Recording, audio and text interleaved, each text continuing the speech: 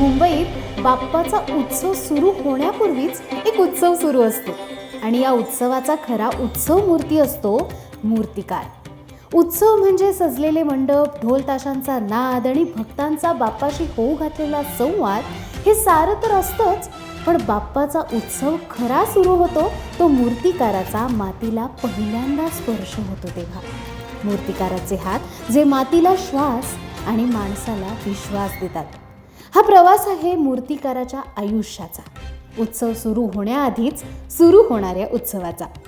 या भागात आपण 2 गोष्टी प्रामुख्याने पाहणार आहोत. एक म्हणजे परळचं वर्कशॉप, जिथे मुंबईचे सगळ्यात प्रसिद्ध गणपती बाप्पा मूर्त स्वरूप घेतात, आणि दुसरं म्हणजे आपण ज्यांच्याशी संवाद साधलाय ते संतोष दादा, म्हणजेच लालबागचा राजा घडवणारे संतोष कांबळी. माती, रंग, शिल्प आणि श्रद्धा.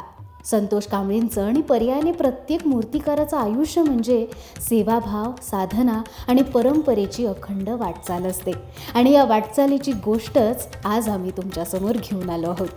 चला तर मग आज आपण पाहणार आहोत प्रत्येक मूर्तिकाराचं लाईफ कसं ब्युटिफुल आहे आणि मूर्तिकाराचा प्रत्येक दिवस कसा गणेशोत्सव आहे.